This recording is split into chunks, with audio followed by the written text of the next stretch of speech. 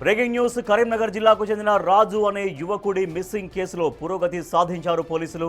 మానకొండూరు మండలం వెగురుపల్లి దగ్గర బావిలో కారును గుర్తించారు. సుమారు 14 గంటలు శ్రమించి కారును బయటకు తీశారు.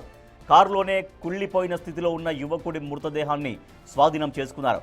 మృతుడు ఈ నెల 5న మిస్ అయిన ఉటూరుకు చెందిన రాజుగా గుర్తించారు. అయితే ఇది హత్యనా, ఆత్మహత్యనా లేక ప్రమాదమా అనే కోణాల్లో పోలీసులు దర్యాప్తు చేస్తున్నారు.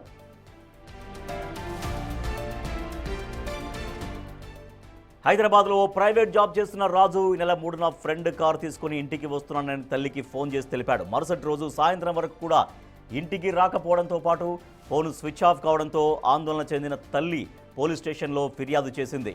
మొబైల్ సిగ్నల్, కారు జీపీఎస్ ఆధారంగా వేగురుపల్లిలోని ఓ బావిలో కారును గుర్తించారు.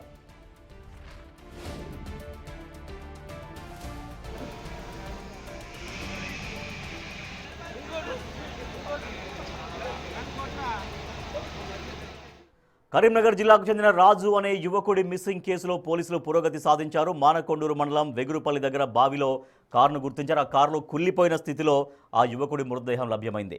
మరింత సమాచారాన్ని మా ప్రతినిధి శ్రీనివాస్ అందిస్తారు. శ్రీనివాస్, కారు లభ్యమైంది. ఆ కారులో కుళ్లిన స్థితిలో ఆ యువకుడి మృతదేహం ఉంది అంటే ఎన్ని రోజుల క్రితం ఆ బావిలో పడ్డట్టుగా అంచనా వేస్తున్నారు? అసలు ఇది హత్యనా, ఆత్మహత్యనా, ప్రమాదం అన్నటువంటి కోణంలో ఎట్లా విచారణ చేస్తున్నారు పోలీసులు?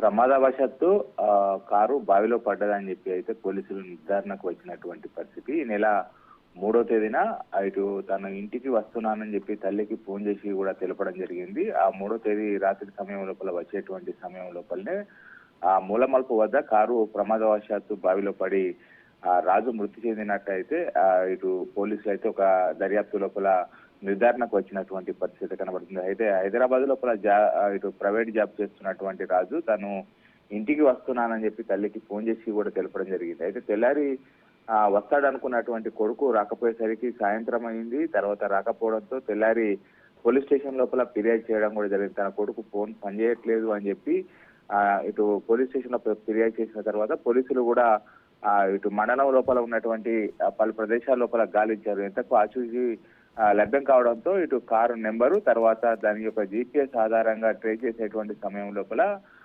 రేణుకొండ టోల్ గేట్ వద్ద అదే రోజు 3వ తేదీ నాడు ఆ కారు దాటినట్టుగా పోలీసులకు సీసీ ఫుటేజ్ లోపల ఇటు ఆధారాలు దొరకడంతో తర్వాత కారు జీపీఎస్ ఆధారంగా అదేవిధంగా ఫోన్ సిగ్నల్ ఆధారంగా ట్రేస్ చేసేటువంటి సమయం లోపల ఆ బావి వద్ద సిగ్నల్ ఆగిపోవడంతో పోలీసులు మొదట ఆ బావి లోపల పడ్డాడు అని చెప్పి నిర్ధారణకు వచ్చి ఇటు జేసీబీ సహాయంతో ఆ కారు బావి లోపల వెతికేటువంటి సమయం లోపల బంపర్ లభ్యం అవడంతో కారు బావి లోపలనే పడిపోయిందని చెప్పి నిర్ధారణకు వచ్చి పెద్ద క్రేన్లు తీసుకువచ్చి ఆ బావి లోపల ఉన్నటువంటి నీటిని మొత్తం కూడా తోడి క్రేన్ సహాయంతో అయితే కారును బయటకు తీశాడు. అయితే 3వ తేదీ నాడు ఆ కారుతో సహా రాజు అందులోపలనే ఉండడంతో మొత్తం మృతదేహం అంతా కూడా కుళ్ళిపోయినటువంటి పరిస్థితి.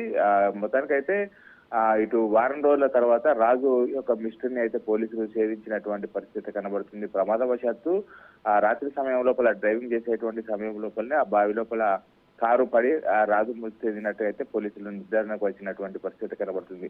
గతంలో కూడా ఇటు రాజు తండ్రి పొలం వ్యవసాయ పనులు ముగించుకొని ఇంటికి వచ్చేటువంటి సమయం లోపల కూడా ఆ గ్రామం లోపల ఉన్నటువంటి ఒక బావిలోనే పడి మృతి చెందినటువంటి ఘటనను అందరూ కూడా ఇప్పుడు ఇద్దరు తండ్రి కొడుకులు ఇద్దరు కూడా బావిలోనే పడి మృతి చెందారు అని చెప్పి అయితే తల్లి రోధిస్తున్నటువంటి పరిస్థితి కనబడుతుంది. రాజేష్ అక్కడ. Right, thank you Srinivas.